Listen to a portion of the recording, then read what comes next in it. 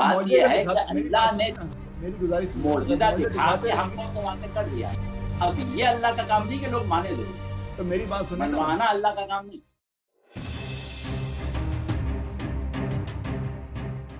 تو یہ کون سا حق ہے جو وعدے نہیں ہو پا رہا؟ علی اور فاطمہ کی 11 نسلیں نکل گئیں, اس کے اندر قربان ہو گئی, یہ حقی وعدے نہیں ہو پا رہا, یہ کب ہوگا حق وعدے؟ یہ آپ کا سوال بہت اچھا اور بہت قیمتی ہے.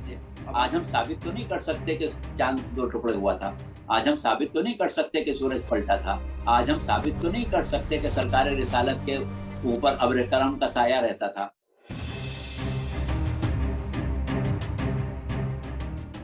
خدا جو ہے وہ زندہ معجزے لے کے آئے, تو کیا مردہ بھی ہوتے ہیں معجزے؟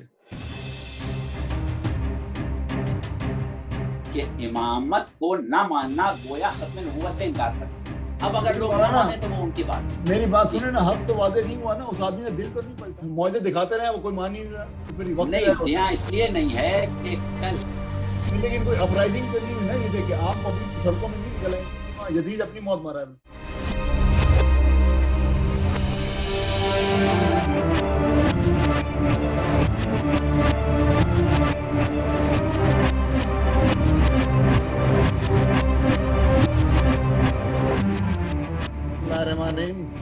خواتین حضرات, ناظرین اکرام, السلام علیکم. میرا نام محمد اکبر ہے اور باب العلم ایجوکیشن سوسائٹی وینکوور کینیڈا کی جانب سے پروفیسر ڈاکٹر ناصر ہاشمی صاحب کے ساتھ ڈسکشن کا پروگرام لے کر آپ کی خدمت میں حاضر ہیں. اور آج بھی انشاءاللہ مولانا صاحب امامت کے موضوع پہ اور معجزات کی اہمیت پہ, امامت اور رسالت کی حقانیت کو ثابت کرنے کے لیے جو معجزات اللہ میاں نے دیے ہیں, اس کے اوپر مولانا صاحب آج گفتگو اپنی جاری رکھیں گے, اور ہم کوشش کریں گے کہ یہ کنکلوڈ ہو جائے آج معجزات کے حوالے سے جو گفتگو ہے. تو مزید کچھ وقت ضائع کیے بغیر میں مولانا صاحب سے گزارش کروں گا, خوش آمدید کہتا ہوں. السلام علیکم مولانا صاحب. وعلیکم السلام. تو مولانا صاحب, پچھلے پروگرام جو تھا اس میں آخری حصے میں مواصلاتی نظام میں خرابی کے باعث وہ آخری سوال جو تھا وہ آپ تک نہیں پہنچ پایا, تو پھر ہمیں پروگرام ختم کرنا پڑا تھا. تو وہ آخری سوال زرین کا تھا, اور وہ ان کا سوال یہ تھا کہ جو موجودہ سائنسی ڈسکوریز ہو رہی ہیں, تو وہ بھی کیا معجزے, کسی قسم کے معجزے کے ہی کیٹیگری میں آئیں گی وہ, یا وہ کیا ہے؟ تو یہ سوال ان کا تھا. جی تو ٹھیک ہے, یہ سوال ماشاءاللہ بہت اچھا ہے, اور یقیناً ہمیں اس بات پر فخر ہے کہ ہماری گفتگو سننے والے صاحبان فہم و فراست ہیں, اور بہت ہی گہرائی سے اور بڑی توجہ سے گفتگو کو سنتے ہیں اور فکر بھی کرتے ہیں. تو بہرحال بات یہ ہے کہ اس میں شک نہیں ہے کہ جس زمانے میں نزول قرآن ہوا تھا, اس زمانے میں لوگ سائنس اور خاص طور سے علم حیات یعنی اسٹرانومی سے بالکل ناواقف تھے. اس زمانے میں لوگوں کی فکر جو تھی وہ عالم کی صرف کوہ قاف تک تھی, کیونکہ بطلیموس کا نظریہ جو تھا وہ لوگوں تک پہنچا ہوا تھا اور اس کے آگے کی تحقیقات نہیں تھی. تو اس وقت نہ صرف قرآن بلکہ احادیث اور خاص طور سے اقوال ائمہ اہل بیت علیہم السلام اس قسم کے تھے کہ جو اس زمانے کے لوگ مکمل طور سے نہیں سمجھ پاتے تھے. اور آج جو سائنس ترقی کرتی جا رہی ہے, اور اب تو عالم یہ ہو گیا ہے کہ ہم اس وسیع و عریض کائنات کو ایٹمی دوربینوں کے ذریعے سینکڑوں نوری سال کے فاصلوں تک دیکھ سکتے ہیں, جبکہ ایک نوری سال کا فاصلہ جو ہے وہ اتنی وسعت اور اتنی لمبائی رکھتا ہے کہ ایک سیکنڈ میں 1,86,000 میل کا سفر روشنی طے کرتی ہے, اور اس رفتار سے اگر وہ 1 سال تک چلتی رہے تو جتنا فاصلہ طے کرے گی وہ 1 نوری سال ہوتا ہے. اب ہم کہہ رہے ہیں کہ سینکڑوں نوری سال تک ہم نے دیکھا ہے. تو اب جو کائنات کی وسعت ہمیں نظر آ رہی ہے, اس سے ایسے اسرار و رموز ہمارے سامنے ہر روز منکشف ہوتے رہتے ہیں کہ جس کی تصدیق قرآن سے ہو جاتی ہے. اور یہ قرآن اور معلمان قرآن جنہوں نے اس کی وضاحت کی, اس کی تعلیم دی اور اس کے بعد ایسی گفتگو اور ایسی تعلیمات ہم کو دی کہ جس میں اس قسم کے اشارے بہت سے تھے جو اس وقت سمجھ میں نہیں تھے، آج سمجھ میں آ رہے ہیں۔ قرآن کی آیتیں تو بہت سی ہیں، آپ لوگوں کے سامنے ہیں، اس کی مثال ہم اس وقت نہیں دے رہے ہیں، لیکن ایک قول امام صادق علیہ السلام کا بہت مشہور تھا جس کو لوگ نہیں سمجھ پاتے تھے اور آج لوگوں کی سمجھ میں آیا، جس میں آپ نے یہ فرمایا تھا کہ اپنے گرد صفائی رکھو، کیونکہ اس کا نتیجہ یہ ہوگا کہ آخر میں تم سانس بھی نہیں لے سکو گے۔ تو لوگوں کی اتنی تو سمجھ میں آ رہا تھا کہ کوڑا کرکٹ غلاظت قریب نہ رکھی جائے، لیکن سانس سے اس کا تعلق سمجھ میں نہیں آیا تھا۔ لیکن آج جب آلودگی اور پوری دنیا میں یہ مسئلہ سامنے آیا کہ ہماری ایٹمی آلودگی یا دیگر آلودگیاں اگر بڑھ گئیں تو آکسیجن ختم ہو جائے گی، تو اس وقت یہ بات سمجھ میں نہیں آئی تھی، آج سمجھ میں آ گئی۔ اسی طرح قرآن میں نباتات کے جوڑوں کا ذکر، قرآن میں سورج کے رفتار کا ذکر، وَالشَّمْسُ تَجْرِی لِمُسْتَقَرٍ لَہَا، جو دوڑتا ہوا سورج جو اپنے مستقر کی طرف جا رہا ہے۔ تو اس قسم کی بہت سی ایسی چیزیں تھیں جو اس وقت لوگوں کی سمجھ میں نہیں آئی تھیں، آج وقت جو گزرتا جا رہا ہے سمجھ میں آتی جا رہی ہیں، اور اس سے قرآن، پیغمبر اسلام اور ان کے خلفائے برحق کی جو صداقت ہے وہ سامنے آ رہی ہے۔ تو یہ قرآن کا اعجاز ہے، بے شک یہ قرآن کا اعجاز ہے، لیکن کیونکہ براہ راست ہم کو ان ہستیوں کے ہاتھ سے ظاہر ہوتا ہوا نظر نہیں آ رہا ہے، اس لیے ہم ان کو ان معجزات میں شمار نہیں کرتے ہیں جس کا ذکر قرآن میں ہم نے کیا، اور پیغمبر اسلام کی زندگی کو کرامات اور معجزات سے پر ثابت کیا۔ تو وہ والے معجزات اپنی جگہ ہیں، اس کے لیے بھی آیات کا لفظ استعمال ہوا ہے، اور ان چیزوں کے لیے بھی آیات کا لفظ استعمال ہوا ہے، جیسا کہ ہم نے اپنی گزشتہ بعض تقاریر میں سورہ آل عمران کی ایک آیت کی طرف اشارہ کیا تھا کہ ان فی خلق السماوات والارض واختلاف اللیل والنہار لآیات لأولی الالباب، کہ بے شک رات و دن، زمین و آسمان کی خلقت اور رات و دن کے آنے جانے میں صاحبان عقل کے لیے آیتیں ہیں۔ تو یہ آیتیں وہی ہیں کہ جو صاحبان عقل کے لیے ہیں۔ اب کیونکہ لفظ آیت قرآن میں مختلف مقامات پر کثرت سے استعمال ہوا ہے، اس لیے یہ ایک الگ موضوع ہے، ایک الگ باب ہے کہ لفظ آیت قرآن میں کن کن معنوں میں استعمال ہوا ہے۔ تو پہلی چیز کا تو ہم نے جواب دے دیا تھا کہ یا قرآن کے آیتوں کے معنوں میں اور یا معجزات کے معنوں میں، لیکن اب تیسری صورت جو ہے وہ ان حقائق کائنات کے بارے میں ہے کہ جو پروردگار عالم کی صداقت اور اس کی حقانیت کا پتہ دیتی ہیں۔ تیسری چیز اور ہے جنہیں ہم آیات مثالی کہتے ہیں، اس کا تذکرہ اگر موقع ملا تو آج کی تقریب میں کریں گے، ورنہ انشاءاللہ آئندہ پھر کبھی کریں گے۔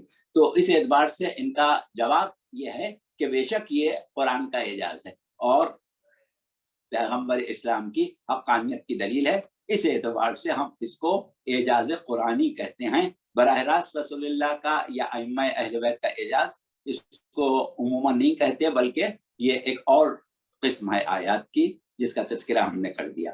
تو یہ تو ہو گیا ہمارے اس سلسلے کا بیان کہ جو ہم نہیں سن سکے اور ہماری گفتگو نہیں ہو سکی، اور سامعین کی بھی یقیناً گفتگو نہیں ہو سکی ہوگی۔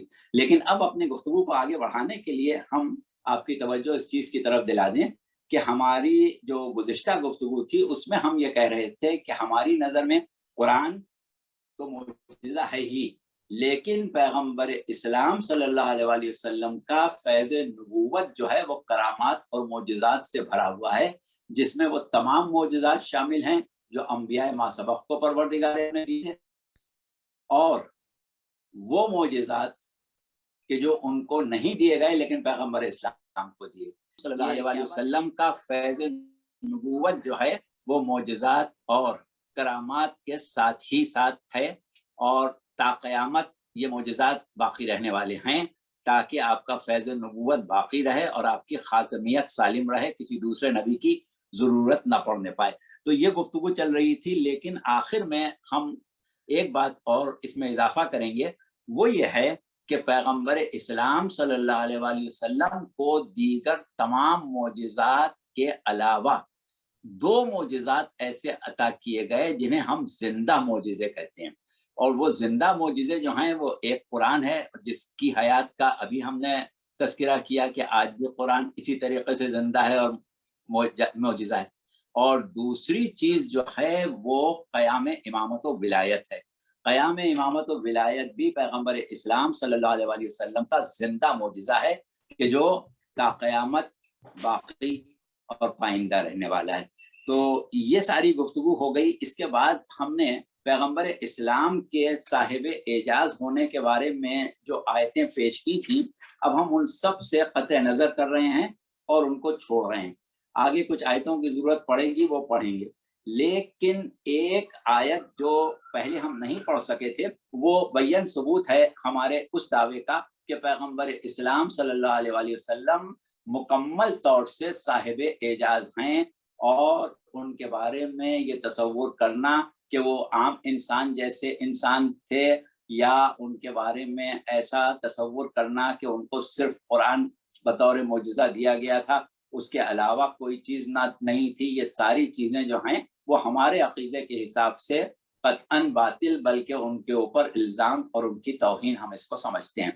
تو بہرحال ایک آیت ہم پڑھ دیتے ہیں جو کہ سورہ صف کی 6 آیت ہے، اور اس میں ارشاد رب العزت ہے کہ وَإِذْ قَالَ عِيسَى ابْنُ مَرْيَمَ يَا بَنِي إِسْرَائِيلَ إِنِّي رَسُولُ اللَّهِ إِلَيْكُمْ مُصَدِّقٌ لِمَا بَيْنَ يَدَيَّ مِنَ التَّوْرَاةِ وَمُبَشِّرًا بِرَسُولٍ يَأْتِي مِن بَعْدِهِ اسمه احمد فلما جاءهم البینات قالوا هذا سحر مبین۔ یہ وہ آیت ہے سورہ صف کی کہ جس میں پروردگار عالم نے جناب عیسیٰ کی اس پیشین گوئی کا ذکر کیا ہے جو پیغمبر اسلام صلی اللہ علیہ وآلہ وسلم کی بعثت کے بارے میں انہوں نے کی تھی۔ اس میں نام بھی لیا ہے، اور قرآن میں یہی مقام ہے سورہ صف کی 6 آیت کی جس میں رسول اللہ کا نام احمد لیا گیا ہے۔ لیکن اس کے بعد جو جملہ ہے کہ جب وہ آیا آیات کے ساتھ، جب وہ آیا معجزات کے ساتھ، کیسے آیات بینات مبینات، روشن آیتوں کے ساتھ آیا، تو لوگوں نے کہا کہ یہ تو کھلا ہوا جادو ہے۔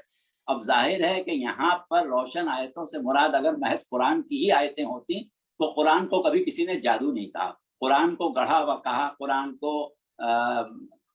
اس طریقے سے پیش کیا کہ یہ کوئی عجم سکھاتا ہے، یا اس کے لیے اور دوسرے الفاظ استعمال کیے، کبھی جادو نہیں کہا اور نہ جادو کہہ سکتے تھے۔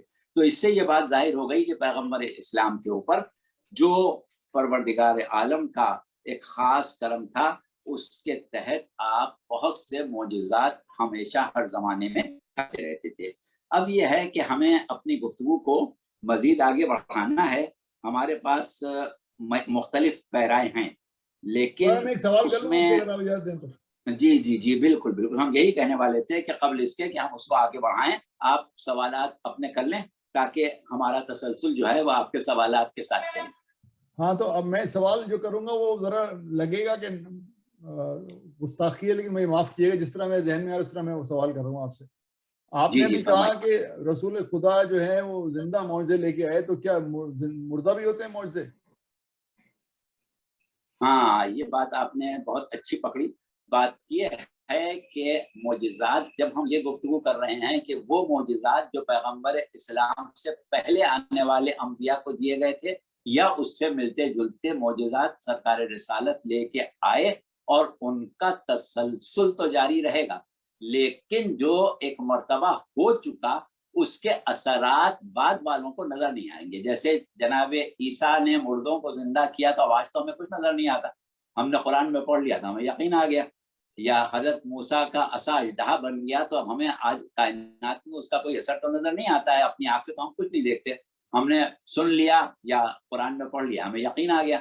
تو اسی طریقے سے پیغمبر اسلام کے بہت سے معجزات، خواہ وہ شق القمر ہو، خواہ وہ رد الشمس ہو، خواہ وہ انگریزوں کا گفتگو کرنا ہو، خواہ وہ کھجور کے درخت کا چلنا ہو، اس قسم کے سینکڑوں معجزات ایسے ہیں کہ جن کا تذکرہ تاریخوں میں ملتا ہے، لیکن اس کے اثرات تو آج ہمیں نظر نہیں آتے۔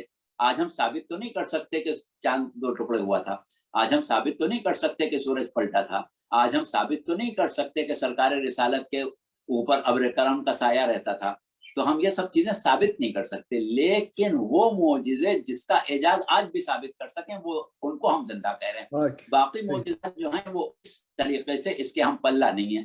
قرآن زندہ ہے، آج آپ کو اس کی تصدیق ہو رہی ہے. ائمہ موجود ہیں، آج ان سے معجزات ظاہر ہو رہے ہیں. تو یہ زندہ معجزے ہیں، اس معنوں میں یہ لفظ ہم نے استعمال کیا. ٹھیک ہے. اچھا، اس سے پہلے کہ آپ اپنی گفتگو جاری رکھیں، 2 سوال میرے پاس آئے ہیں آؤٹ سائڈ آف، یعنی کہ میرے علاوہ لوگوں کے پاس سوال ہیں. تو اگر آپ وہ کہیں تو میں وہ نمٹا لوں سوال، اس کے بعد پھر آپ اپنی جی ہاں نمٹا لیں بالکل. ہمیں تو جلدی آگے بڑھنا ہے اور کسی کو تشنا نہیں رکھیں. سوال کے جواب آ جائیں گے تو وہ ان کی دلچسپی بڑھ جائے گی.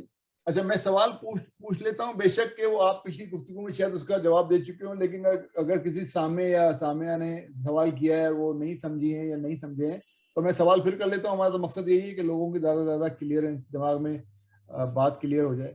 تو یہ سوال فرزانہ نے بھیجا تھا کہ یہ نبی اور امام اور ولی اللہ جو ہیں، کیا وہ ہمیشہ سے صاحب کرامات ہوتے ہیں، یعنی قدرتی طور پہ، پیدائشی طور پہ، یا ان کا اللہ سے بے انتہا قرب ان کو صاحب کرامات بناتا ہے؟ اور اگر ایسا ہے تو پھر کیا کوئی بھی انسان اللہ سے قرب حاصل کر کے صاحب کرامات بن سکتا ہے یا نہیں؟ جی یہ سوال ویسے ہم اس کی وضاحت کر چکے تھے، لیکن اچھا ہے آ گیا، اس کو دوبارہ اچھے طریقے سے ہم سمجھا دیں. ممکن ہے اس دفعہ کوئی کمی رہ گئی ہو.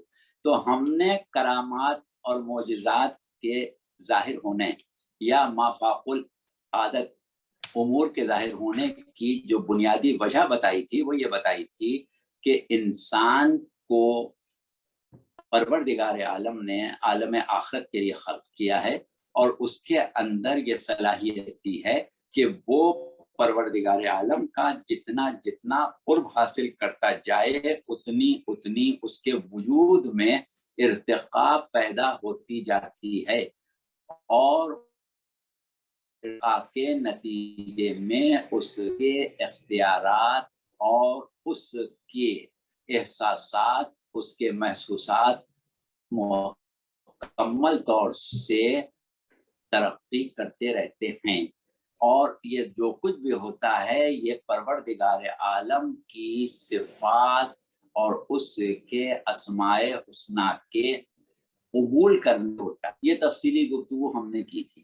اور اس کے بعد یہ کہا تھا کہ جو اولیاء اللہ ہوتے ہیں، جو خاصان خدا ہوتے ہیں، جو انبیاء ہوتے ہیں، جو اوصیاء ہوتے ہیں، ان کا معاملہ یہ ہوتا ہے کہ وہ عالم انسانیت کے لیے ایک مثالی حیثیت رکھتے ہیں، کیونکہ ان کا کامل و اکمل ہونا جو ہے وہ ہمارے لیے نمونہ بن جاتا ہے. تو اب جب وہ کامل و اکمل ہیں تو مقام تقرب میں اس مقام تک پہنچے ہوئے ہیں جو ہمارے لیے بارگاہ خداوندی سے ہدف بنایا گیا ہے. اس اعتبار سے وہ ہمیشہ سے اختیارات تکوینی رکھتے ہیں اور ان سے اس قسم کے امور ظاہر ہو سکتے ہیں. جہاں تک اس بات کا تعلق ہے کہ کیا ہر انسان تقرب حاصل کر کے صاحب اعجاز ہو سکتا ہے، تو اس کا جواب بھی ہم نے یہ دیا تھا کہ بے شک ہو سکتا ہے، کیونکہ عالم آخرت میں ہر شخص صاحب اختیار اس حد تک ہوگا کہ وہ جس شے کا ارادہ کرے گا وہ شے وجود میں آ جائے گی، جس شے کا تصور کرے گا وہ شے وجود میں آ جائے گی. تو جب اس شے، ہر شے کا ارادہ اس کے لیے ایک تخلیقی صلاحیت پیدا کر دے گا، تو اس کا مطلب یہ ہے کہ اگر انسان دنیا میں اپنے آنے کے حقیقی مقصد کو حاصل کر لے، یعنی عالم آخرت میں زندگی گزارنے کے قابل ہو جائے، تو اس کے اندر دنیا میں بھی اس قسم کی صلاحیتیں پیدا ہو جاتی ہیں. اور ہمارا عام مشاہدہ ہے کہ مومنین کرام میں وہ مومنین کے جو تقرب بارگاہ الہی میں یہاں تک بڑھ گئے ہیں کہ حجتان خدا کے قریب ہو گئے ہیں، وہ بہت ہی کم وقت میں یا بالکل بغیر وقت گزرے ہوئے لمبے فاصلے طے کر لیتے ہیں. وہ بعض اوقات اپنے آپ کو ایک مقام سے دوسرے مقام تک پہنچا دیتے ہیں، اور اسی طریقے سے بہت سے ایسے امور جو ہر شخص نہیں انجام دے پاتا ان سے ظاہر ہو جاتے ہیں. تو یہ کوئی ایسی بات نہیں ہے کہ صرف خاصان خدا کے لیے ہو، بلکہ خاصان خدا میں اس لیے ہے کہ ہم ان سے اخذ کر کے اپنے اندر پیدا کریں۔ اچھا ٹھیک ہے، اور ایک اور سوال جعفری صاحب نے بھیجا ہے کراچی سے، وہ بھی معجزے کے متعلق ہی کہ معصومین نے جو معجزات دکھائے ہیں تو کیا وہ معجزات ظاہر خدا کی رضا اور منشا سے ہی دکھاتے ہوں گے وہ معجزات؟ تو اس کی ٹائمنگ جو ہے، جس طرح کہ انہوں نے ایک مثال بھی دی ہے کہ نو کے نیزہ سے امام حسین نے جو قرآن کی تلاوت کی آیات کی، تو کیا وہ اللہ نے ان کو حکم دیا کہ تم اس وقت اس جگہ پہ ان آیات کی تلاوت کرو، یا انہوں نے وہ خود ہی اپنی مرضی سے یہ فیصلہ کیا، یعنی کہ ان کو اللہ میاں نے بلینکٹ اجازت دے رکھی تھی کہ جب چاہے تم قرآن کی تلاوت نو کے نیزہ سے کر دینا؟ جی بہت اچھا سوال ہے، اور انشاءاللہ یہ قرآن کی تلاوت تو آج ہمارے موضوع میں شامل ہے، اس کی طرف ہمیں آنا ہے اور اس پر بہت تفصیلی گفتگو کرنا ہے۔ لیکن بات یہ ہے کہ یہ وہ ہستیاں ہیں کہ جو مشیت باری تعالی سے واقفیت رکھتی ہیں، اور جس طریقے سے پروردگار عالم چاہتا ہے اسی طریقے سے ان کے امور جو ہیں وہ آگے بڑھتے ہیں۔ وما تشاؤون الا ان یشاء اللہ، اللہ نے کہا ہے کہ تم کچھ بھی نہیں چاہتے سوائے اس کے کہ جو اللہ چاہتا ہے۔ تو اس اعتبار سے یہ پروردگار عالم کا دیا ہوا مستقل اختیار ان ہستیوں کے پاس ہے، لیکن کس وقت کس اختیار کو ظاہر کرنا ہے، کس کو نہیں ظاہر کرنا ہے، کس سے کوئی ایسا کام لینا ہے کہ خلق خدا کی ہدایت ہو، اور کس وقت ہمیں اس کو استعمال کیے بغیر مصائب اور علام برداشت کرنا ہے، یہ وہ اس اعتبار سے جانتے ہیں کہ مشیت پروردگار عالم کیا ہے۔ جو بھی مشیت پروردگار عالم ہے اس کے مطابق وہ کام کرتے ہیں۔ لہٰذا وہ ایک خاص موقع تھا جس کی ابھی ہم تفصیل بیان کریں گے، کہ جس میں پروردگار عالم کی مشیت یہ تھی کہ حقانیت دین، حقانیت پیغمبر اسلام جو ہے وہ اس طریقے سے دنیا کے سامنے آئے کہ ایک کٹا ہوا سر جو نوک نیزہ پر بلند ہے وہ اس طرح گفتگو کرے جیسے زندہ آدمی گفتگو کرتا ہے۔ کیونکہ امام مظلوم نے صرف تلاوت نہیں کی، آپ نے گفتگو بھی کی ہے۔ یہ بہت تفصیلی بات ہے، اور اس کے حوالے ہیں، اس کے کتنے راوی ہیں، کن کن سلسلوں سے یہ حدیث سے اور یہ واقعات ہم تک پہنچے ہیں، وہ ابھی ہم انشاءاللہ تھوڑی دیر بعد بیان کریں گے۔ اچھا، میں ایک سوال اور کر لوں آپ سے، اور وہ بھی تھوڑا سا یعنی میں کر ہی لیتا ہوں وہ سوال۔ آپ نے فرمایا تھا پچھلے پروگرام میں، بلکہ آپ نے کچھ قرآن کی آیتیں بھی پڑھی تھیں، اور جس میں آپ نے کہا تھا کہ اللہ میاں نے کہا ہے کہ ہم اپنے معجزات دکھاتے رہیں گے جب تک حق واضح نہ ہو جائے۔ تو یہ کون سا حق ہے جو واضح نہیں ہو پا رہا؟ علی اور فاطمہ کی 11 نسلیں نکل گئیں، اس کے اندر قربان ہو گئیں، اور یہ حق ہی واضح نہیں ہو پا رہا، یہ کب ہوگا حق واضح؟ جی بالکل صحیح آپ نے کہا۔ بات یہ ہے کہ حق واضح ہو جائے اس وقت تک ہم اپنی آیتیں دکھاتے رہیں گے۔ وہ آیت یہ ہے کہ سنریہم آیاتنا فی الآفاق وفی انفسہم حتی یتبین لہم انہ الحق۔ ہم ان کو آفاق میں یعنی زمین و آسمان میں اور خود ان کے نفوس میں اپنی آیتیں بہت جلد دکھائیں گے۔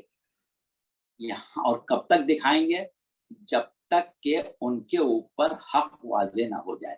تو گزشتہ جو تقریر ہماری چل رہی تھی اس میں ایک خاص پیرایا یہ آیا تھا کہ جن لوگوں نے عہد رسالت دیکھا انہوں نے تو پیغمبر اسلام کے معجزات دیکھ لیے، اور پیغمبر اسلام کے معجزات دیکھنے کے بعد ان کے اوپر جس طریقے سے حق واضح ہو گیا، بعد میں آنے والے جنہوں نے پیغمبر اسلام کا زمانہ نہیں دیکھا انہوں نے تو وہ معجزات نہیں دیکھے، لیکن قبر میں سوال سب سے ایک ہی ہوگا، محشر میں سوال سب سے ایک ہی انداز پر ہوگا۔ یعنی جو جس طریقے سے نامہ اعمال مرتب ہوگا ان لوگوں کا جو عہد رسالت میں معجزات دیکھ چکے تھے، اسی طریقے سے نامہ اعمال بعد کے لوگوں کا بھی مرتب ہوگا۔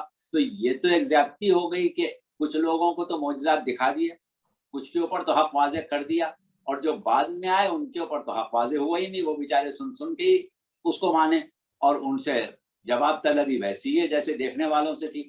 تو اس کے اوپر ہم نے بات کی تھی کہ اس اعتبار سے اس آیت کا ہر زمانے میں جو عملی اطلاق ہے وہ ضروری ہے کہ جو نسل نئی پیدا ہوتی ہے اس نے تو وہ معجزے نہیں دیکھے, اس پر تو حق واضح نہیں ہوا, لہذا ہر ایک کے اوپر حق واضح ہوتا چلا جائے گا یہاں تک کہ کوئی بھی محشر میں اللہ سے یہ نہ کہہ سکے کہ پروردگار ہمارے اوپر تو حجت تمام نہیں ہوئی, ہمارے اوپر کیوں تیری طرف سے پابندی ہے, یا ہم سے تو کیوں سوال کر رہا ہے, اگر ہم نے اس طرح معجزے دیکھے ہوتے تو ہم بھی ویسے ہی مان لے آتے.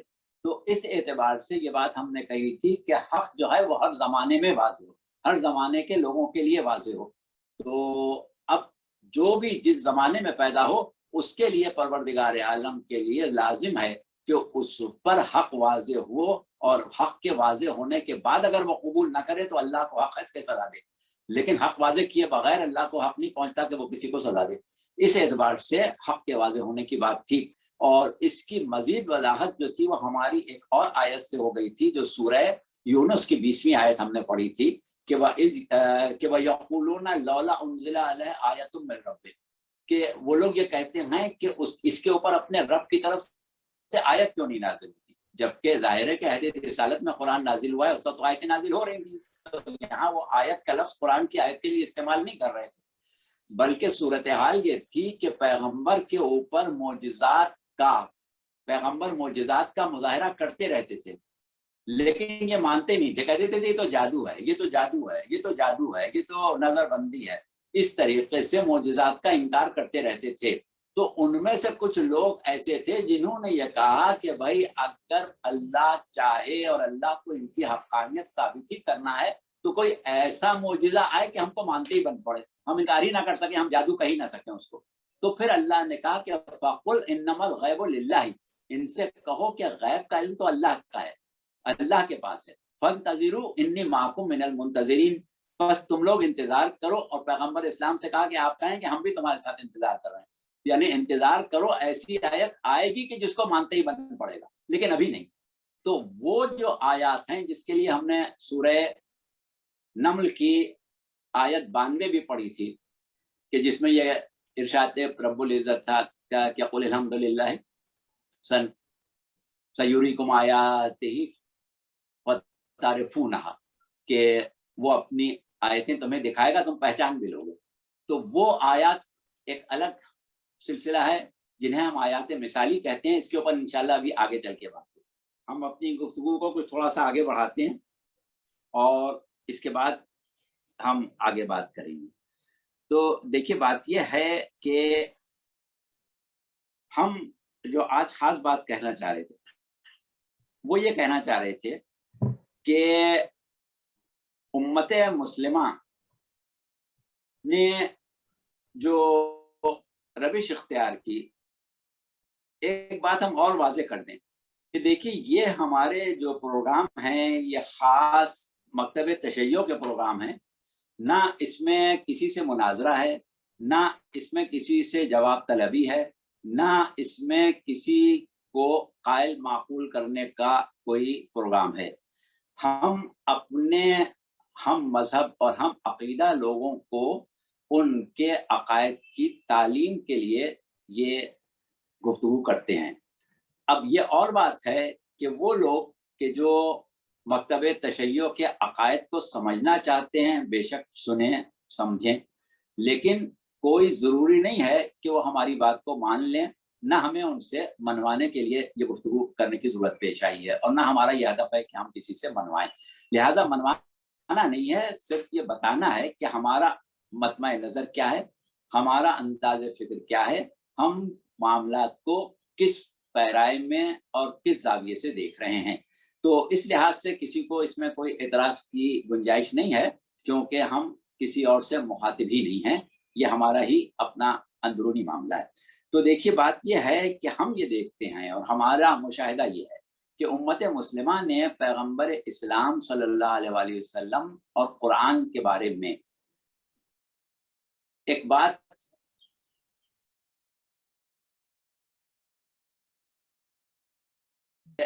بیان کی اور اس کو اپنا مکمل طور سے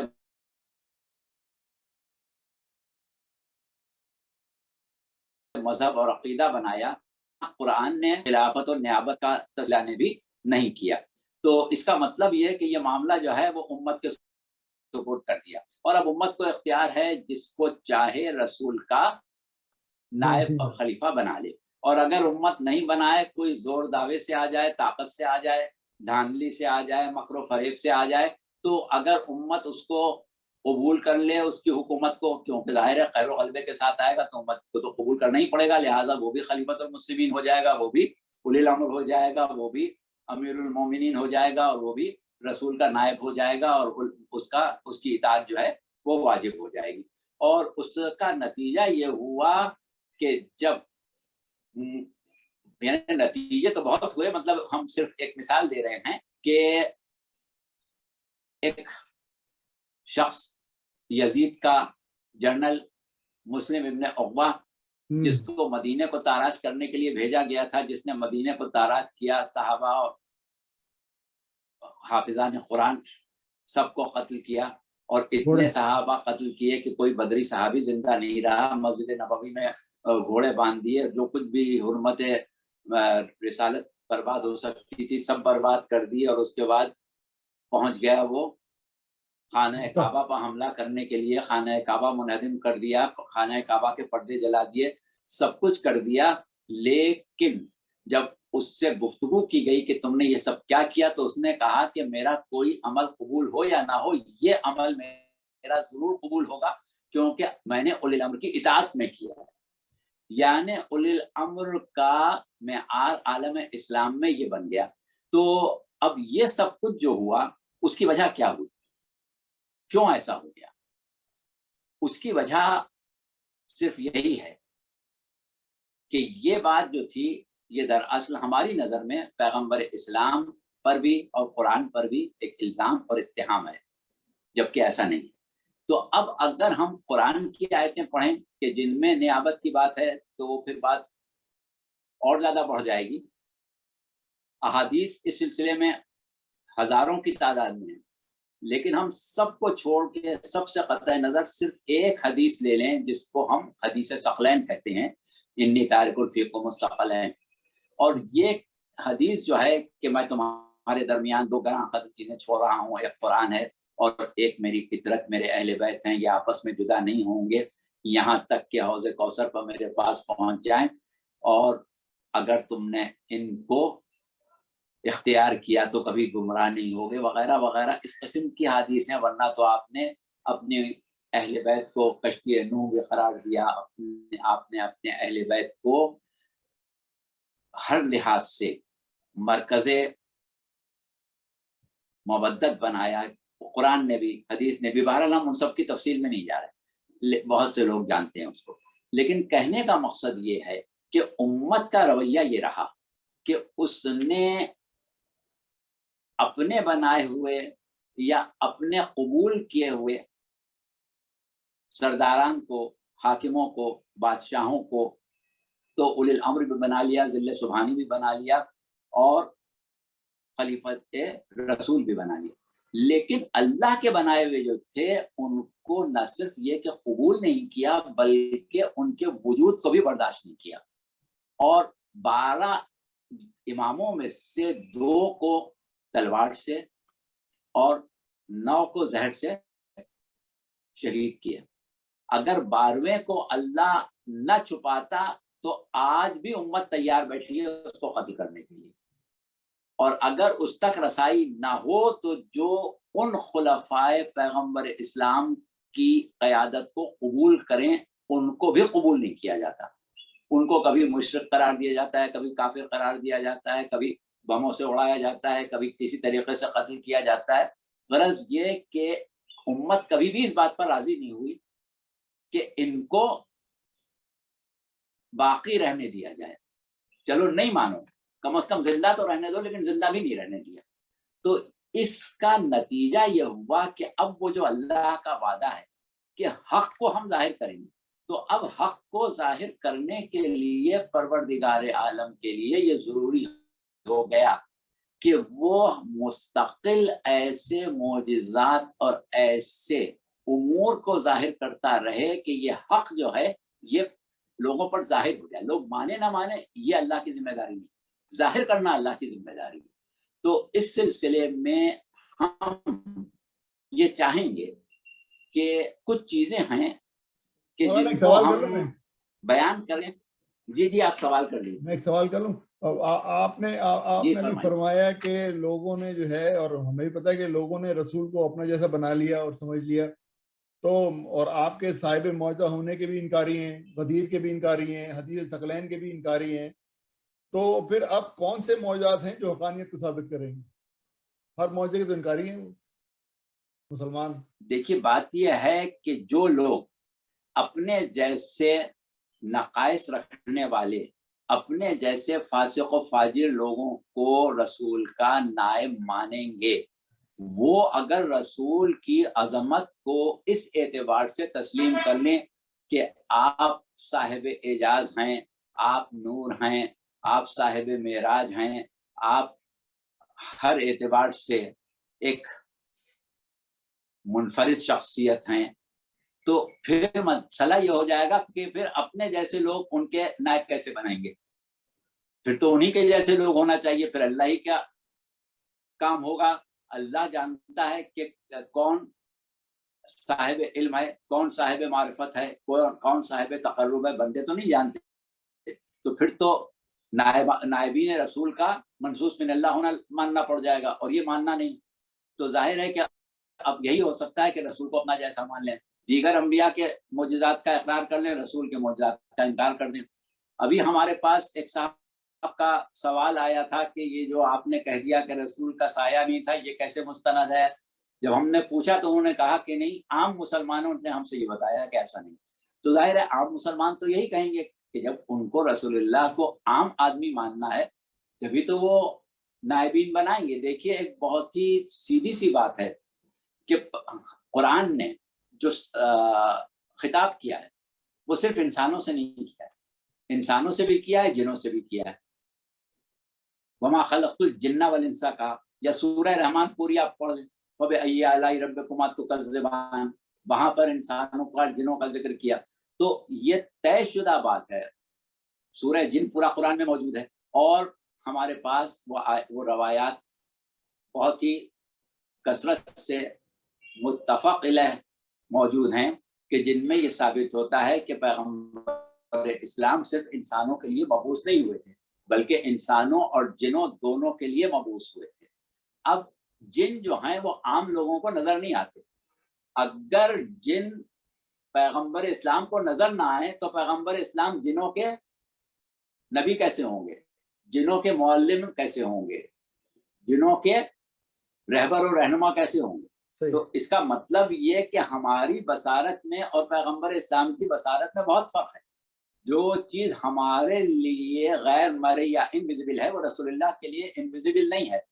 اب اگر انسان اپنے درمیان کے کچھ انسانوں کو رسول کا نائب بنا لے تو ظاہر ہے کہ وہ انسانوں سے تو ان کا تعلق ہو سکتا ہے, جنوں سے کیسے ہوگا؟ جبکہ پیغمبر وہ ہے جو جنوں کا بھی نبی ہے, تو اس کا نائب جو ہے اس کو جنوں کا بھی نبی ہونا چاہیے, جنوں کا بھی نائب امام ہونا چاہیے, جنوں کا بھی رہبر و پیشوا ہونا چاہیے, جنوں کے نزدیک بھی خلیفہ رسول ہونا چاہیے. لیکن جو انسانوں نے بنائے وہ جنوں کے تو نہیں ہے, نہ جن ان کو مان سکتے ہیں نہ وہ جن تک پہنچ سکتے ہیں. جن کو دیکھ لیں گے ڈر کے بھاگ جائیں. تو اس اعتبار سے پیغمبر اسلام صلی اللہ علیہ وآلہ وسلم کو جب تک اپنا جیسا نہیں بنائیں اپنے عقائد کو ثابت نہیں کر سکتے. اس لیے یہ تمام مسائل پیدا ہوتے ہیں. تو بہرحال یہ بات ہو گئی اور آپ کے سوال کا جواب ہو گیا. اب آپ کچھ اور سوال کریں تو پھر ہم اس سے آگے بڑھیں. میں یہ کہہ رہا تھا مولانا کہ پھر تو یہ ختم نبوت میں بہت بڑا کوشچن مارک آ جائے گا نا. اگر وہ امامت ہی تو ثبوت ہے ختم نبوت کا, امام رسول خدا کا خاتم النبیین ہونے کا, تو اگر امامت ہی کو نہیں مانیں گے تو پھر تو کوشچن مارک اس پہ آ جائے گا ختم نبوت کے اوپر. جی ہاں, بات یہی ہے کہ امامت کو نہ ماننا گویا ختم نبوت سے انکار کرنا ہے. بالکل, کیونکہ ہم نے اپنی ابتدائی تقریروں میں یہ بات کہی تھی کہ عالم اسلام کے مشاہدات اور عقائد اس بات کے گواہ ہیں کہ پیغمبر اسلام کے زمانے کے جو لوگ تھے لوگ ان کو سب سے بہتر مسلمان مانتے ہیں, اور اس کے بعد والے مسلمانوں کو ان سے کم تر، اس کے بعد والوں کو اس سے کم تر، اس کے بعد والوں کو اس سے کم تر. تو اس کا مطلب یہ ہوا کہ ہدایت الہیہ کو زوال پذیر مانتے ہیں کہ اللہ کی ہدایت زوال سے دو چار ہے. صحابہ سب سے اچھے تھے، تابعین ان سے خراب ہو گئے، تبع تابعین ان سے گر گئے، اس کے بعد والے ان سے گر گئے، پہلی صدی والے کے بعد دوسری صدی والے ان سے کم ہو گئے. تو اب جو ہمارے بعد آئیں گے وہ تو ہم سے بھی گئے گزرے ہوں گے. تو فیض نبوت اور ہدایت الہیہ کے اوپر جب زوال آ گیا تو ختم نبوت کیسے واقع ہوگا؟ ختم نبوت تو جب ہی ہوگا کہ جب ہدایت سرکار رسالت پوری آب و تاب کے ساتھ باقی رہے. جو معجزات پیغمبر اسلام کے زمانے کے لوگ دیکھ رہے تھے وہ بعد والے بھی دیکھیں. جو تعلیمات پیغمبر اسلام جس معیار سے دے رہے تھے اسی معیار سے بعد والوں کو بھی دی جاتی ہے. تو اس طرح تو دین اسلام اور پیغمبر اسلام کی خاتمیت جو ہے وہ ثابت ہوتی ہے. لیکن اگر ہم ان کے نائب اپنے جیسے بنانے لگے اور ان کی اور ہدایت الہیہ کو زوال پذیر مان لیں تو ختم نبوت کو کیسے مانیں گے؟ صحیح، ٹھیک ہے. اچھا، یہ آپ نے ذکر کیا نا حدیث ثقلین کا، اور جس میں رسول اللہ نے کہا کہ جی میں قرآن اور میرے اہل بیت کبھی جدا نہیں ہو سکتے حتیٰ کہ وہ یعنی کہ حوض کوثر پر مجھ سے آگے نہ ملنے. تو اس کی یہ بات کسی معجزے سے ثابت ہوتی ہے، یہ بات اس کی حقانیت؟ جی ہاں، دیکھیے بات یہ ہے کہ حدیث ثقلین کوئی ایسی حدیث نہیں ہے کہ سرکار رسالت نے ایک دفعہ کبھی فرما دی، بلکہ یہ گفتگو سرکار اپنی زندگی میں بار بار متعدد مواقع پر، بلکہ ہر ایسے موقع پر کہ جس وقت اس حدیث کو بیان کرنا ضروری سمجھتے تھے بیان کرتے رہتے تھے. یہی وجہ ہے کہ عالم اسلام کے محدثین نے جو اس روایت کو نقل کیا ہے، اس حدیث کو نقل کیا ہے، اس کے 50 سے زیادہ متن ہیں. صرف ایک متن جو صحیح بخاری میں نقل ہوا ہے وہاں انی تارک فیکم الثقلین کتاب اللہ و سنتی کا لفظ استعمال ہوا ہے. لیکن ہم نے اپنی گزشتہ کسی تقریر میں یہ ثابت کر دیا تھا کہ سنت کوئی ایسی چیز نہیں ہے کہ جس کے بارے میں یہ کہا جائے کہ میں اسے چھوڑ کے جا رہا ہوں. جب تک کہ محافظین سنت نہ چھوڑے جائیں خالی سنت نہیں چھوڑی جا سکتی. لہذا سنت کا مطلب بھی محافظین سنت ہی ہوگا. اور اس کے علاوہ 50 متن ہیں جو مختلف محدثین نے مختلف موقعوں پر نقل کیے ہیں. اس میں سے ایک متن جو ہمارے اس وقت کے موضوع سے بہت زیادہ مناسبت رکھتا ہے ہماری گفتگو سے، وہ یہ ہے کہ انی تارک فیکم الثقلین کتاب ربنا و اطرتی اہل بیتی فانظروا کیف تحفظونی فیہما. میں تم لوگوں کے درمیان دو گراں قدر چیزیں چھوڑ رہا ہوں جن میں سے ایک میرے رب کی کتاب اور ایک میری اولاد میرے اہل بیت ہیں. یہاں پر بھی حضور نے امت کے شکوک و شبہات کو رفع کرنے کے لیے خالی اہل بیت نہیں کہا بلکہ اس کے آگے اطرت کا لفظ بھی استعمال کر دیا کہ دوسرے گھر والوں کو اہل بیت میں شامل سمجھنے کا کسی کو اشتباہ یا دھوکہ نہ ہو. اطرت کا لفظ استعمال کیا اور اس کے بعد کیا کہا کہ اب دیکھنا یہ ہے کہ تم مجھ کو ان دونوں کے درمیان کیسے محفوظ رکھتے ہو. یعنی اگر ہم ختم نبوت چاہتے ہیں تو جب ہی ہو سکتا ہے جب پیغمبر اسلام محفوظ رہیں. جب پیغمبر اسلامی ہمارے ہاتھ سے نکل گئے تو ختم نبوت کیسے ہوگا؟ تو پیغمبر اسلام کیسے محفوظ رہیں گے کہ دو چیزیں محفوظ رہ جائیں، ایک قرآن محفوظ رہ جائے اور ایک اطرت محفوظ رہ جائے. تو قرآن اور اطرت محفوظ رہے گی تو اہل بیت تو پیغمبر اسلام محفوظ رہیں گے. تو پیغمبر اسلام کا تحفظ پروردگار عالم نے اس طرح کیا کہ جو ہم پہلی تقریروں میں بیان کر چکے ہیں کہ انا نحن نزلنا الذکر و انا لہ لحافظون، ہم ہی نے اس ذکر کو نازل کیا، ہم اس کے محافظ ہیں. تو یہ کام اللہ ہی کر سکتا تھا کہ پیغمبر اسلام کو قرآن اور اطرت کے درمیان باقی رکھے یعنی قرآن بھی ایک زندہ معجزہ ہو اور امام بھی ایک زندہ معجزہ ہو اور ان دونوں کی بقا جو ہے وہ پیغمبر اسلام کی بقا ہو. تو یہ ہے اس کا جواب. لیکن جو گفتگو ہم نے شروع کی تھی اس کو اگر ہم اب تقریر کی شکل میں کرتے رہیں گے تو دیر ہو جائے گی. اور جیسا کہ ابھی ہم نے وعدہ کیا کہ ہم تلاوت سر امام مظلوم کے بارے میں بھی کچھ گفتگو کوشش کریں گے کہ آج ہی ہو جائے اور اب مزید ہم زیادہ وقت نہ لیں. تو اس کے لیے ہم آپ کو ایک کتاب ہے ہمارے ایک بہت ہی جید عالم گزرے ہیں بر صغیر میں، جن کا نام تھا علامہ غلام حسنین کنتوری۔ علامہ کنتوری کے نام سے جانے پہچانے جاتے ہیں۔ آج سے 125 سال پہلے، بلکہ 125-150 سال کے درمیان کی مدت ہو گئی ان کی وفات۔ تو انہوں نے اس موضوع کو، جس پر اس وقت ہم گفتگو کر رہے ہیں، ایک خاص پیرائے میں بیان کیا ہے۔ تو اس میں سے ہم 2-3 پیراگراف پڑھ کے جلدی سے سنائے دیتے ہیں تاکہ ہمارا مطلب جو ہے وہ واضح ہو جائے۔ اور وہ بہت تفصیلی کتاب ہے، لیکن ہم ساری تفصیلی گفتگو نہیں کریں گے، صرف 2 یا 3 پیراگراف پڑھیں گے، اور اس کے بعد پھر انشاءاللہ آپ اپنا اگلا سوال کر لیجیے گا تو ہم اپنی گفتگو کو آگے بڑھا لیں گے۔ ہم جو بات کہہ رہے تھے کہ دنیا نے رسول کے حقیقی نائبین کو تو پہلے دن سے قتل کرنے کی کوشش کی۔ آپ کو معلوم ہے کہ امیر المومنین علیہ السلام کے بارے میں اگر خاص پروردگار اپنا قہر اور اپنی خاص مصلحت استعمال نہ کرتا تو رسول اللہ کی وفات کے 3 دن بعد ہی امیر المومنین علی بن ابی طالب علیہ السلام قتل ہو جاتے۔ اسی طریقے سے اگر 12ویں امام کو اللہ نہ چھپا لیتا تو جس دن امام حسن عسکری شہید ہوئے تھے اس دن 12ویں امام بھی شہید ہو جاتے۔ یا اگر پروردگار عالم خاص مصلحت سے 7ویں امام کو نہ بچاتا تو منصور دوانقی نے جو احکام جاری کیے تھے والی مدینہ کے نام، اس میں یہ تھا کہ امام صادق تو قتل ہو گئے، ان کے نائب کو ڈھونڈو اور ساتھ ہی قتل کر دو تاکہ قصہ ہی تمام ہو جائے۔ تو ہمیشہ امت ائمہ اہل بیت کو قتل کرنے پر ہی تلی رہی۔ اور ایک چیز کی طرف ہم اور اشارہ کر دیں، وہ بات کہہ کے کہ دیکھیے یہ ہمیں کس حوالے ہم کتابوں کے اس لیے بھی دے رہے ہیں کہ ہماری گفتگو اپنی قوم سے، ہم باہر والوں کو قائل کرنے نہیں جا رہے۔ تو صورت کیا ہے کہ امیر المومنین علیہ السلام شہید ہوئے اور آپ نے پہلا جملہ اپنی زبان سے سر کے شگافتہ ہونے کے بعد کہا تھا فزت برب الکعبہ، اور اس کے بعد جو دوسرا جملہ آپ نے فرمایا تھا اس کا ترجمہ یہ تھا کہ علی اللہ کے نزدیک ناقہ صالح سے کم نہیں، علی اللہ کے نزدیک ناقہ صالح سے کم نہیں۔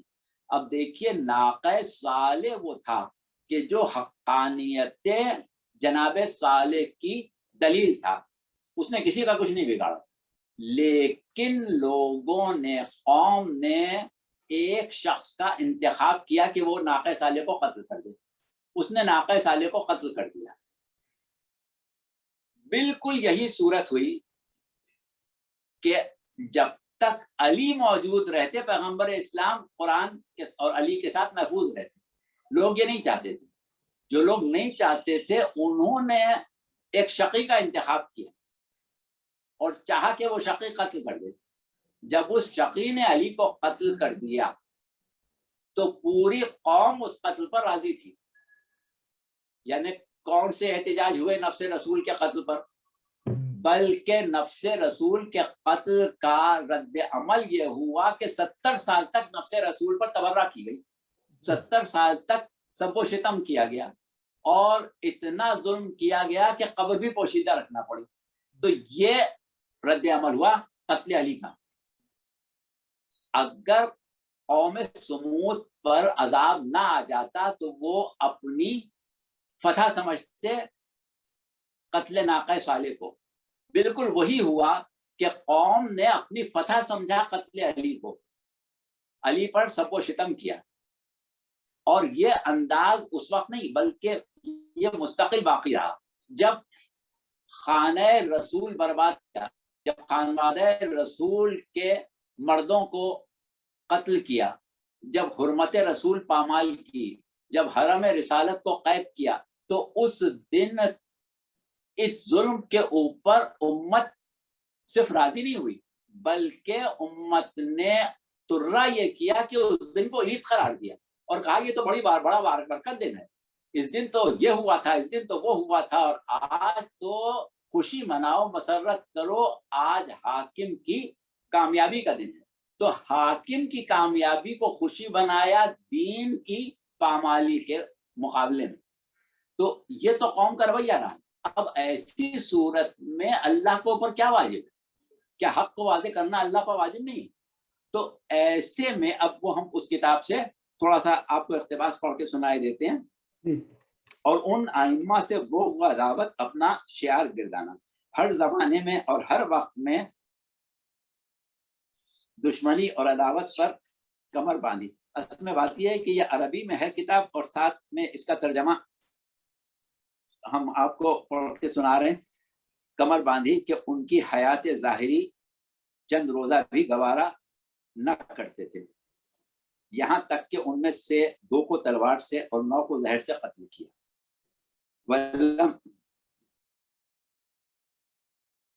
اور قتل پر ہی اکتفا نہیں کیا بلکہ روز قتل حسین کو روز عید و مسرت و بابرکت قرار دیا، اور مشہور کیا کہ آج کے دن کی عید و سرور اور زینت میں بڑی برکت ہے. اور اس بات میں دلی مراد سمجھے کہ ان اماموں کا نام روئے زمین سے اٹھ جائے، اور اس پر بھی راضی نہ ہوئے کہ ان کا ذکر کیا جائے اور کسی طرح ان کی بزرگی اور معجزات بیان کیے جائیں، خاص کر امام حسین جو تیسرے امام اور خلیفہ رسول ہیں، حالانکہ انہوں نے اپنی جان دی راہ خدا میں اور راضی و خوشنود رہے اپنی اور اپنے عزیزوں اور پیاروں کی خونریزی پر، بلکہ چھوٹے چھوٹے بچے بھی اسی امت کی نجات کے لیے قربان کر دیے. اب اس کے بعد پھر وہ عربی عبارت ہم چھوڑے دے رہے ہیں، اور باقی پھر انہوں نے مثال دی ہے جناب موسیٰ کی اور دوسرے انبیاء کی، اس کو بھی چھوڑے دے رہے ہیں. اس سے آگے ہم تھوڑا سا اور پڑھے دیتے ہیں کہ جب خدا نے امت محمدی کی یہ نافرمانی اور بدعنوانی ایسی جان لی کہ خلیفہ اور وصی محمد کو زندہ نہیں چھوڑنا کو زندہ نہیں چھوڑیں گے، اطاعت اور فرما برداری کیسی، اور حجت خدا کا قائم رہنا ہر وقت لازم تھا قیامت تک. بس اس کی حکمت جو ہر طرح پوری ہے، اس کی مقتضی ہوئی کہ ہمارے نبی کے اولیاء اور خلفاء میں سے 2 وصی اور امام ایسے ہوں کہ ایک امام اور خلیفہ کی موت کو مثل حیات کے فرما دے، یعنی جو کام زندگی میں آدمی کر سکتا ہے وہ بعد شہادت کیا کریں، اس لیے کہ شہید راہ خدا زندہ جاوید ہے، اور ایک امام اور وصی کی زندگی بوجہ غائب رہنے کے زمانہ دراز تک مثل موت کے فرما دی. امام آخر الزماں کی زندگی مثل موت کے اس واسطے پسندیدہ خدا ہوئی کہ ظالمان امت کی نہایت آرزو اور خواہش یہی تھی، اور اب بھی ہے، کہ خلیفہ اور رسول کا بنایا ہوا تھا دنیا میں باقی نہ رہے. چنانچہ 11 کو تو مار چکے تیغ سے اور زہر سے، اس لیے اگر امام زندہ رہ کر ان میں اپنے حکم کو جاری کریں تو یہ عقیدہ امت کا جو خلافت کے بارے میں ہے یہ باطل ہو جائے گا، لہٰذا اس کو قبول نہیں کیا. اب اس عقیدے پر کہ امام برحق ہرگز امت سے جدا نہ ہو 11 مرتبہ تجربہ ہو چکا، بس یہ مہلت وہی امام غیب کے ظہور تک بنظر رحمت خلائق ہے، آیا غیب پر ایمان لاتے ہیں یا نہیں. اب یہ پھر آگے بہت تفصیلی گفتگو ہے جس کو ہم چھوڑ رہے ہیں. اب ہم اس کے بعد آگے بڑھیں گے، اور یہ ہم نے اپنا موقف بیان کر دیا کہ اب معجزات کی وجہ کیا ہے اور معجزات کے ظہور کا مقام اور محل کیا ہونا چاہیے. اب آپ اپنے سوال کر لیں. تو اب آپ آگے آپ اپنی گفتگو ختم کر لیں مولانا. میرے پاس 1-2 سوال ہیں، میں بعد میں کر لوں گا. جو آپ نے گفتگو کرنی ہے کر لیں، 1 گھنٹے سے اوپر ہو گیا. اچھا چلیں ٹھیک ہے. تو اب آپ ابھی ایک سوال جو کر رہے تھے، ہم گفتگو میں اس کا جواب پورا نہیں کر پائے، ہمیں ایسا لگ رہا ہے، کیونکہ آپ نے یہ کہا کہ لوگوں نے انکار کیا اور رسول اللہ نے قرآن اور فطرت کو تا قیامت ایک ساتھ رہنے والی چیز قرار دیا. تو ایسا کوئی معجزہ ہوا جو اس کی حقانیت کو ثابت کرے، یہ بات رسول اللہ کی حق ثابت ہو جائے کہ قرآن اور اہل بیت کبھی جدا نہیں ہوئے؟ یہ آپ کا سوال بہت اچھا اور بہت قیمتی ہے.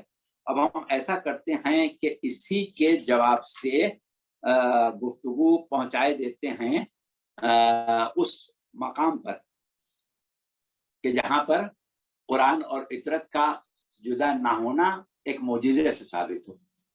تو بات یہ ہے کہ آپ جانتے ہیں کہ بنو امیہ کی حکومت جو تھی وہ اس زمانے کی آپ یہ سمجھ لیں کہ برطانیہ عظمیٰ تھی. بہت بڑے علاقے پر ان لوگوں کی حکومت پھیلی ہوئی تھی اور اعلان بھی یہی ہوتا تھا. مسلمانوں نے بھی یہ تسلیم کر لیا تھا کہ یہ خلیفۃ المسلمین ہے, یہ اولی الامر ہیں. اس کی مثال ہم نے ابھی مسلم ابن عقبہ کے بیان سے دی. تو اب جب یہ حالات پیدا ہو چکے ہیں اور ایک مرتبہ آپ اس منظر کا تصور کریں کہ کچھ کٹے ہوئے سر ہیں جو نیزوں پر بلند ہیں اور کچھ بیویاں ہیں جو قیدی بنائی گئی ہیں مکمل طور سے تذلیل کر کے, اور منادی یہ ندا دے رہا ہے کہ لوگوں خلیفۃ المسلمین کے خلاف خروج کرنے والا باغی بحکم خدا ذلیل و خوار ہو کے قتل ہوا, اور اللہ نے امیر المومنین یزید ابن معاویہ کا اقبال بلند کیا. دیکھو اللہ نے اس کے حرم کو کیسا ذلیل کیا, اور وہ اب تمہارے سامنے کس حال میں ہیں. اور اس بات کو اس پیرائے میں بیان کیا جا رہا تھا کہ وہ قتل ہونے والے باغی, ظالم اور خارجی تھے, اور یہ حاکم اللہ کا پسندیدہ حاکم.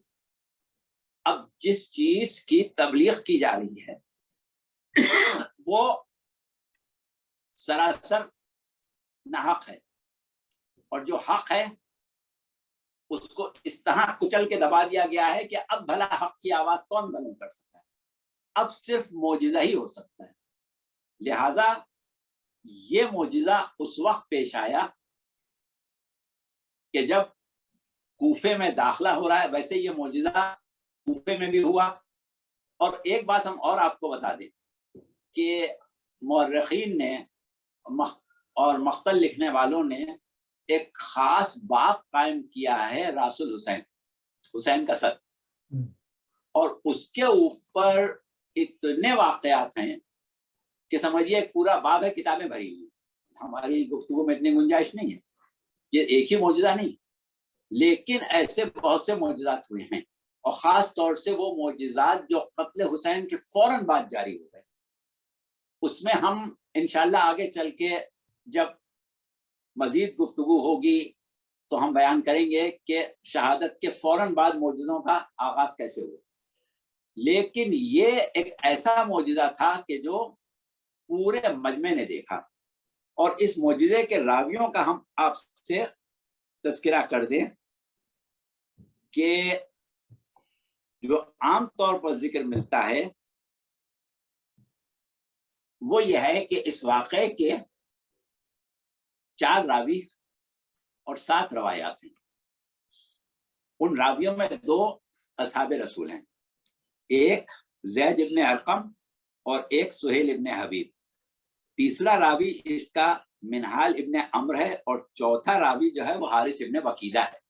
حارث ابن وقیدہ وہ شخص ہے کہ کوفے میں سر امام حسین اس کی تحویل میں تھا.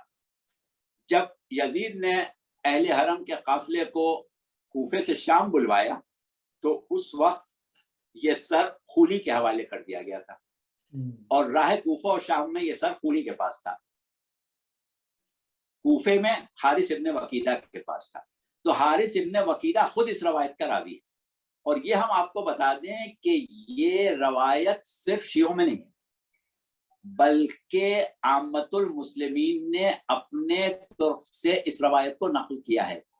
اور جیسا کہ ہم نے گزشتہ تقریر میں تذکرہ کیا تھا جناب سید ہاشم بہرانی کا کہ ان کی کتاب مدینہ المعاجز ہے, جس میں انہوں نے معجزات ائمہ اہل بیت اور معجزات پیغمبر اسلام صلی اللہ علیہ وسلم، معجزات جناب سیدہ وغیرہ جمع کیے، تو اس میں انہوں نے سنی طرق سے بھی اس کی روایت کی ہے۔ تو 4 راوی اور 7 روایتیں اس سلسلے میں ہمیں ملتی ہیں۔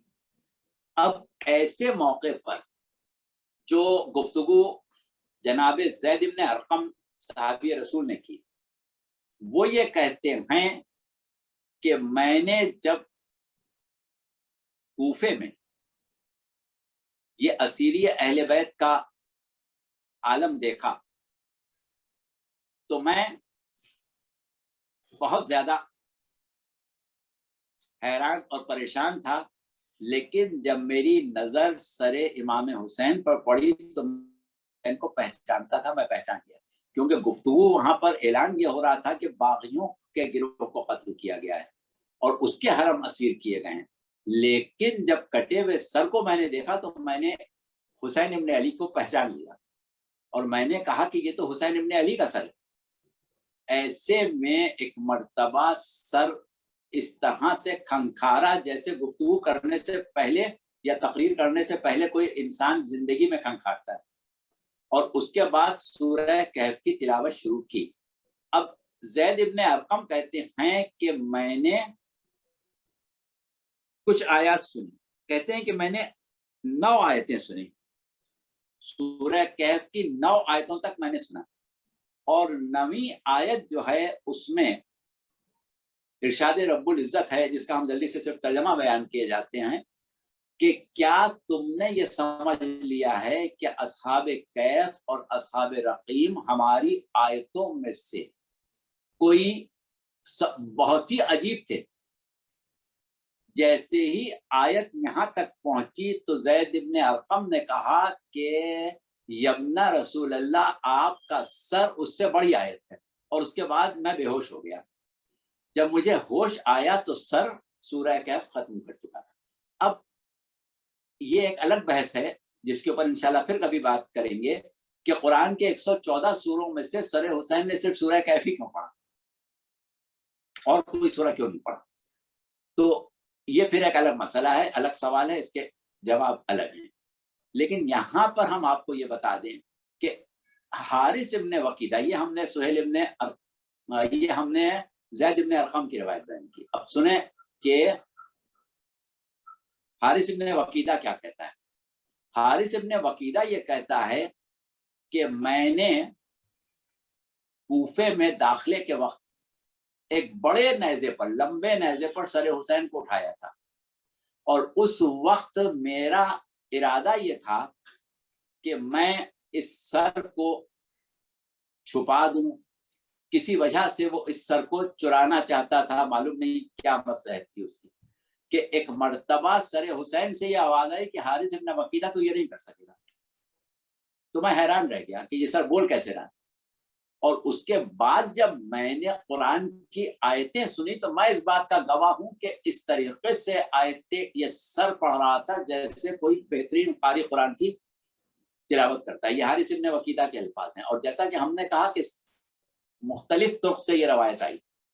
اچھا، اس کے بعد کچھ اور چیزیں ہیں کہ جن کی طرف توجہ دینا ضروری ہے، لیکن اگر ہم آپ کے سوال کا مختصر جواب دیں تو یہ سر حسین کے واقعات تو ہم بعد میں الگ بیان کریں گے۔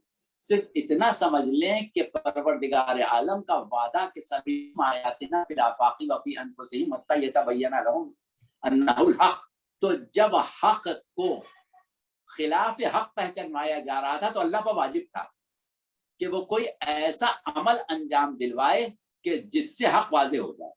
اب اگر لوگ نہ مانیں تو وہ ان کی بات۔ میری بات سنیں نا، حق تو واضح نہیں ہوا نا، اس آدمی کا دل تو نہیں پلٹا نا، اس نے نیزے اتار کے امام حسین کے سر کی عزت تو نہیں کری نا، تو یہ معجزہ تو لا حاصل ہی رہا نا۔ پھر دیکھیے معجزے کا حاصل، معجزہ دکھا دیا، اب لوگوں نے معجزے کا حاصل کبھی یہ نہیں ہوتا ہے کہ لوگ مان لیں، بلکہ قرآن میں جیسا کہ ہم نے گزشتہ تقریر میں آیت پڑھی تھی کہ کیفا یہدی اللہ قوما کفروا بعد ایمانہم، اللہ اس قوم کی ہدایت کیسے کرے کہ جو ایمان کے بعد کافر ہوئی۔ وشہدوا ان الرسول حق وجاءہم البینات واللہ لا یہدی القوم الظالمین، ان کے پاس معجزے بھی آئے تھے, انہوں نے گواہی بھی دی تھی کہ محمد حق ہیں, لیکن اس کے بعد وہ اس بات پر قائم نہیں رہے. تو ہمیں ان کی ہدایت کرنے کی بھی ضرورت نہیں. لیکن بات یہ ہے کہ اللہ نے میری گزارش معجزہ دکھا کے حق کو واقع کر دیا. اب یہ اللہ کا کام نہیں کہ لوگ مانے ضرور, تو میری بات سنیں, منوانا اللہ کا کام نہیں.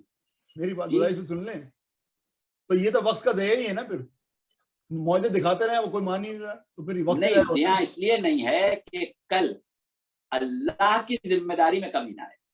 اللہ نے جو وعدہ کیا ہے کہ انا علینا للہدیٰ, ہدایت ہمارے اوپر واجب ہے.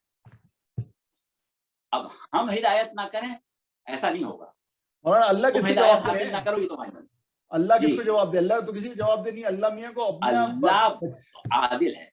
اللہ جواب دے اس لیے نہیں ہے کہ وہ کسی سے مغلوب ہے. اللہ اپنی عدالت کے اعتبار سے کوئی ایک ذرہ برابر بات بھی ایسی نہیں کر سکتا جس سے بندہ اللہ پر حجت کر سکے.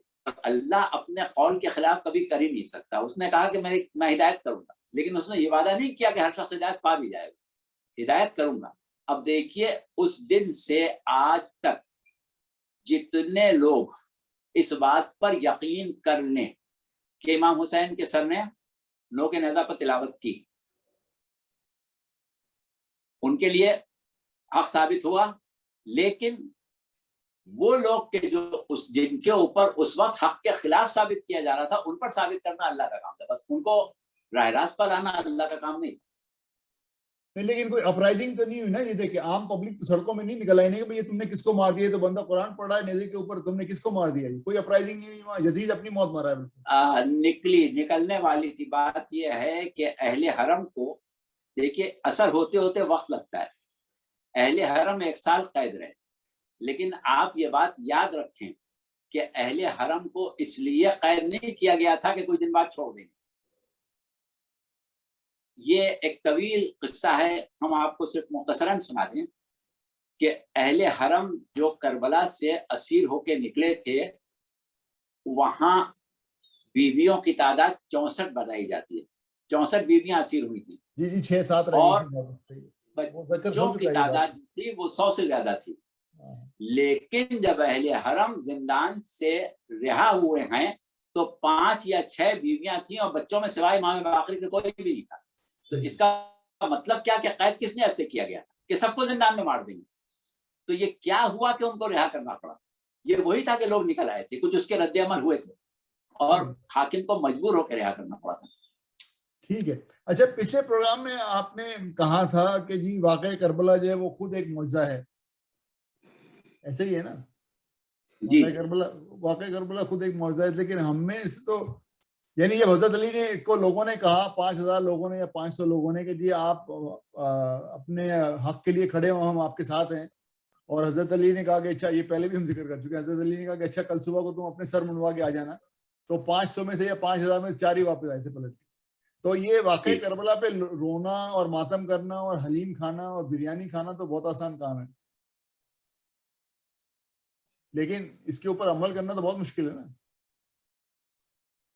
جی ہاں, بالکل صورتحال یہی ہے کہ کربلا ایک عام تاریخی واقعہ نہیں ہے. کربلا خود ایک زندہ معجزہ ہے, اور پروردگار عالم نے قرآن میں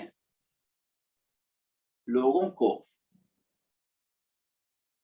پورے 13 سال جب تک کہ پیغمبر اسلام مکے میں زندگی گزار رہے تھے, اور جو حقیقت میں اسلام کو قبول کر رہے تھے, ان کے اوپر بڑے ظلم ہوتے تھے. جناب عمار یاسر کے خاندان پر ظلم ہوئے, ان کی والدہ, ان کے والد, کہاں کہاں بعض لوگوں کو باندھ کے کھینچا گیا, سب کچھ کیا گیا. اور حد یہ کہ 7 سال کے بعد خود رسول اللہ کو نکال دیا گیا, اور رسول اللہ 3 برس تک شیب ابی طالب میں رہے. تو اتنے مظالم کے باوجود اللہ نے پیغمبر اسلام کے ماننے والوں کو اور پیغمبر اسلام کو اپنے تحفظ کے لیے جہاد کرنے کا, تلوار کھینچنے کا حکم نہیں کیا. قتال کا حکم نہیں دیا، لیکن انتظار کیا کہ جب ایک مرتبہ ایک مسلم معاشرہ قائم ہو جائے، ریاست اسلامیہ وجود میں آ جائے اور عالم انسانیت مسلمانوں کو ایک قوم کی حیثیت سے دیکھ لے، پہچان لے، اس کے بعد پروردگار عالم نے جہاد کا حکم دیا۔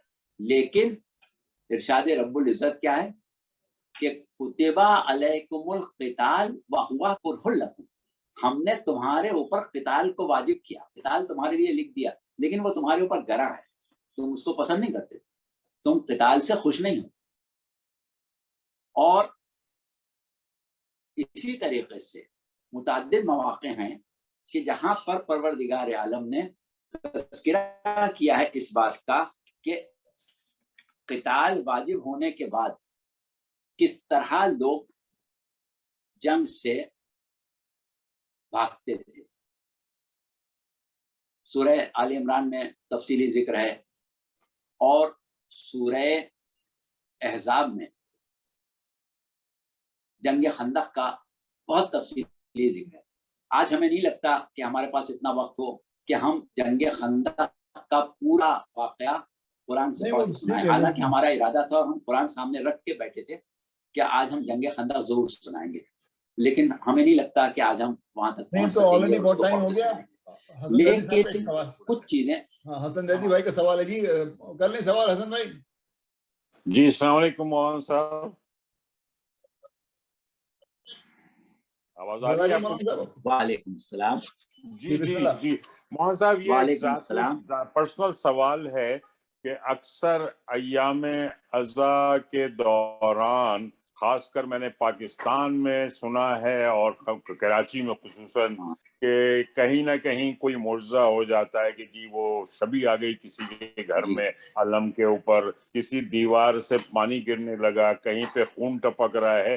ان کی کیا حقیقت ہے؟ معجزات تو کوئی میسج دیا جاتا ہے، یہ ہر گھروں میں وہاں معجزہ ہو جاتا ہے، تو اس کی حقیقت کیا ہے؟ جی ہاں، دیکھیے بات یہ ہے کہ اس قسم کے عجائبات کا ظاہر ہونا، اس پر ابھی ہم آئیں گے، ہماری بات بیچ سے کٹ گئی۔ ہم نے یہ کہا کہ دو امام، ایک کو پروردگار عالم نے زندگی میں ایسی حیات دی کہ اس سے وہ امور ظاہر ہوں کہ جو معجزات کی شکل میں ہیں اور مسلسل ظاہر ہوتے رہیں، اور ایک امام کو غائب رکھ کے معجزہ بنایا۔ ہماری گفتگو یہاں پر ختم ہو گئی ہے، ابھی جب اس سے آگے بڑھیں گے تو آپ کے سوال کا بہت واضح جواب آ جائے گا، ابھی ہماری گفتگو یہاں پر رک گئی ہے۔ اچھا، لیکن آپ کی بات جو ہے، ہوتا یہ ہے کہ دیکھیں اس قسم کے معجزات ہم نے بھی اپنی پوری زندگی میں بہت دیکھے اور آپ نے بھی دیکھے ہوں۔ بعض اوقات حقیقتاً پیغام پروردگار عالم ہوتا ہے، یا یہ سمجھ لیں کہ امام کی مصلحت ہوتی ہے کہ کوئی پیغام معجزے کے ذریعے دیا جائے، اور بعض اوقات ایسا ہوتا ہے کہ لوگوں کو اشتباہ بھی ہو جاتا ہے، غلط فہمی بھی ہو جاتی ہے۔ ضروری نہیں کہ ہر دفعہ وہ اللہ کی طرف سے ہی ہوا ہو، لیکن اللہ کی طرف سے ہوتا ہے، اس سے انکار نہیں کیا جا سکتا۔ اب اس میں ابھی جو ہم نے ایک کتاب میں سے اقتباس پڑھا تھا، علامہ کنتوری تھا، انہوں نے معجزات کا تذکرہ کیا ہے، ان معجزات کا جو ہندو راجاؤں نے عزاداری کو اور مجلس ماتم کو بڑا فروغ دیا ہے، بہت کام کیا ہے، لیکن وہ مسلمانوں کی تبلیغ، مومنین کی اور ان کے اوپر ہونے والے اثرات اور معجزات تھے۔ تو بہت سے معجزات ہیں جس میں انہوں نے خاص طور سے ایک معجزہ گوالیار کا بیان کیا ہے، اور جس میں اس کے عینی گواہوں کا تذکرہ ہے، وہ ہم اس وقت نہیں بیان کر سکیں گے انشاءاللہ۔ ٹھیک ہے، پھر میں خیال سے یہ آپ پاکستان سے 2 سال پہلے یو پی کے ایک علاقے جسے گھوسی کہتے ہیں، وہاں پیش آیا تھا، جس میں پورا واقعہ کربلا نظر آتا تھا، اور ہر شخص کو ایک وقت میں مختلف واقعات نظر آتے تھے۔ اس کے عینی گواہوں سے ہم نے خود بات کی، بلکہ جن وہاں کے رہنے والے، گھوسی کے رہنے والے وہ بزرگ کہ جن کے سامنے وہ معجزات ہو رہے تھے اور جنہوں نے اپنے گھر زائرین کے لیے خالی کیے تھے، ان کے بھی انٹرویو ہم نے لیے، اور ان لوگوں کے بھی انٹرویو لیے جنہوں نے بیک وقت وہ معجزے دیکھے، اور اس میں پیغام تھا۔ کیا پیغام تھا وہ ابھی ہم اس میں نہیں بیان کر سکے، اس میں بہت گہرا پیغام تھا.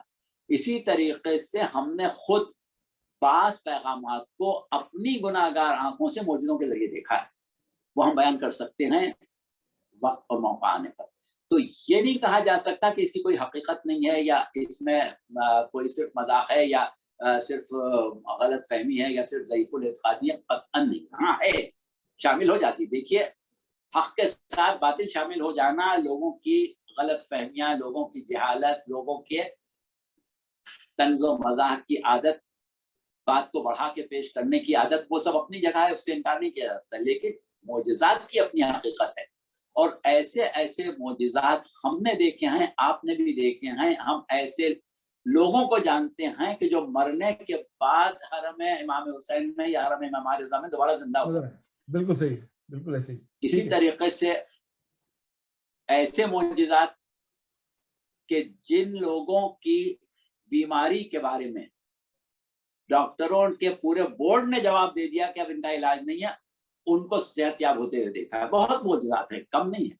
وہ پھر ایک پورا تسلسل ہے, انشاءاللہ اس پر بات کریں گے. ہاں البتہ آج جہاں پر ہماری بات ختم ہو گئی, یہ بڑا اہم موڑ تھا, اور ہمیں اب گفتگو کرنا تھی سورہ احزاب کی 154ویں آیت, جہاں پر ابھی ہم صرف ترجمہ پڑھتے ہیں, بعد میں آیت پڑھ دیں گے تاکہ دیر نہ ہو.